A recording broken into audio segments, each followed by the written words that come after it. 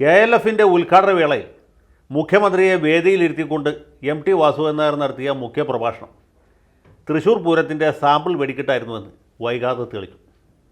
മുഖ്യനെ വേദിയിലിരുത്തിക്കൊണ്ട് MT അമിതാധികാര പ്രവണതയെയും സമഗ്രാധിപത്യത്തെയുമാണ് വിമർശിച്ചതെങ്കിൽ തൊട്ടടുത്ത ദിവസം MTയുടെ പ്രമുഖ വിരോധിയും മറ്റ് പല കാരണങ്ങളാലും പിണറായി വിജയനോട് വലിയ ആരാധനയുള്ള വ്യക്തിയുമായ T. പത്മനാഭൻ കണ്ണൂര് പോലീസ് നടത്തിയ അതിക്രമത്തെ നിശിതമായ ഭാഷയിൽ വിമർശിച്ചു. പത്രമാധ്യമങ്ങൾ അതും വലിയ പ്രാധാന്യത്തോടെ പ്രസിദ്ധിച്ചു. അതിനടുത്ത ദിവസം വന്യവയോധികയായ നിരൂപക M. ലീലാവതി അത് ഏറ്റുപിടിച്ചു. പോലീസിൻ്റെ കാട്ടാളത്തെ അവരും വിമർശിച്ചു. നമ്മൾ വിചാരിച്ചു ഈ പറഞ്ഞ 3 പേരും ആ ബൂർഷ്വാസിയുടെ ഓശാരം പറ്റി ജീവിക്കുന്നവരായതുകൊണ്ട് അരാഷ്ട്രീയരോ അല്ലെങ്കിൽ കോൺഗ്രസ്സുകാരോ ആയതുകൊണ്ട് സർക്കാരിനെ വിമർശിക്കുന്നതായിരിക്കും. അങ്ങനെയല്ലാതെ വരാൻ തരമില്ല.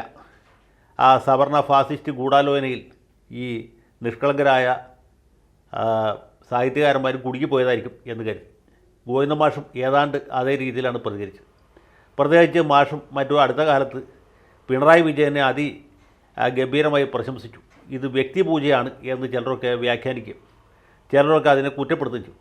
P. ജയരാജൻ പറഞ്ഞപ്പോൾ വ്യക്തിപൂജ, പിണറായിയെക്കുറിച്ച് പറഞ്ഞപ്പോൾ അത് സോഷ്യലിസത്തിൻ്റെ ഉണർത്തുപാട്ട്, ഇത് എങ്ങനെയായി പോയത് എന്തുകൊണ്ടാണെന്ന് ചിലരൊക്കെ ചോദിച്ചു. അപ്പോൾ ആ ഒരു ഘട്ടത്തിലാണ് ഈ KLFിൻ്റെ വേദിയിൽ തന്നെ M. മുകുന്ദനും ആഞ്ഞടിച്ചത്. മുകുന്ദൻ ചക്രവർത്തി ഭരണത്തെക്കുറിച്ചും രാജഭരണത്തെക്കുറിച്ചും ജനാധിപത്യത്തിലെ ഒരു രാജവാഴ്ച സമ്പ്രദായത്തെക്കുറിച്ചുമാണ് വിമർശിച്ചത്. അത് ആരെക്കുറിച്ചാണ് എന്ന് ആർക്കും ഒരു സംശയമൊന്നുമില്ല. ബ്രിട്ടീഷ് ചക്രവർത്തിയെക്കുറിച്ചോ അല്ലെങ്കിൽ ഡെൻമാർക്കിലെയോ നെതർലാൻഡ്സിലെയോ ചക്രവർത്തിയെക്കുറിച്ചോ അല്ല പറഞ്ഞു.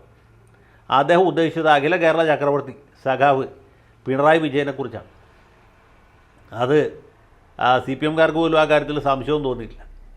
M. മുകുന്ദൻ എന്ന് പറഞ്ഞാൽ MTയെ പോലെയോ അല്ലെങ്കിൽ പത്മനാഭനെ പോലെയോ ലീലാവതി ടീച്ചറെ പോലെയോ ഉള്ള ഒരാളല്ല.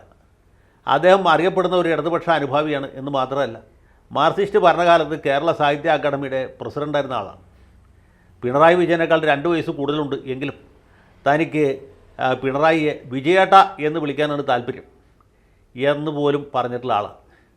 അങ്ങനെയുള്ള മുകുന്ദൻ ഈ സർക്കാരിനെ അല്ലെങ്കിൽ ഇതിൻ്റെ പോലീസിനെ അല്ലെങ്കിൽ ജനാധിപത്യത്തിലെ രാജവാഴ്ച വർദ്ധിച്ചു വരുന്ന വ്യക്തിപൂജയെ വിമർശിക്കുന്നു എന്ന് പറഞ്ഞാൽ അത് വരാൻ പോകുന്ന എന്തിൻ്റെയൊക്കെയോ ദൃഷ്ടാന്തമാണ്.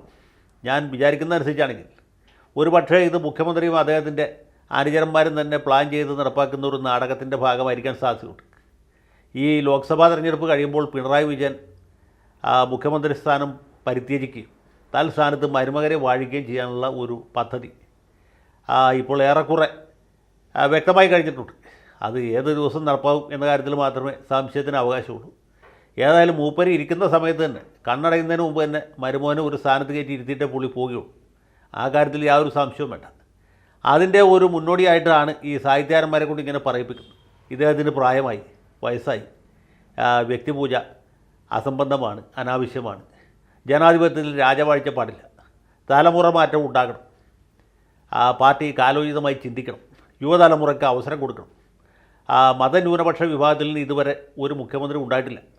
CH മുഹമ്മദ് കോയ ഒരു 51 ദിവസം ഭരിച്ചു ഒഴിച്ചാൽ കേരളത്തിലെ ഏറ്റവും പ്രബലമായ ന്യൂനപക്ഷ സമുദായത്തിന് ഇന്നേ ദിവസം വരെ മുഖ്യമന്ത്രി സ്ഥാനത്ത് ഒരു അവസരം കിട്ടിയിട്ടില്ല എന്നൊക്കെ പറഞ്ഞ് ഇനിയിപ്പോൾ തന്നെ സാമൂഹ്യ വിമർശകരും രാഷ്ട്രീയ ചിന്തകരും നിരീക്ഷകരും ഒക്കെ രംഗത്തിറങ്ങും. അങ്ങനെ മരുമകൻ അനുകൂലമായ ഒരു രാഷ്ട്രീയ സാംസ്കാരിക സാമൂഹ്യ അന്തരീക്ഷം സംജാതമാക്കി അമ്മോശൻ വൈകാതെ പടിയിറങ്ങി മരുമോനെ ആ സ്ഥാനത്ത് കയറ്റി ഇരുത്തുകയും ചെയ്യും എന്ന കാര്യത്തിൽ ആർക്കും ഒരു സംശയത്തിന് അവകാശം വേണ്ട. അങ്ങനെ മാർക്സിസം മരുമോനിസമായിട്ട് മാറുന്ന ഒരു നല്ല കാലമാണ് ഈ മുകുന്ദനടക്കമുള്ള സാഹിത്യകാരന്മാരും സ്വപ്നം കാണുന്നത് എന്നാണ് എൻ്റെ വിശ്വാസം. സംശയമുള്ളവർക്ക് അല്പം കൂടി 3-4 മാസം കൂടി കാത്തിരുന്നാൽ മതി.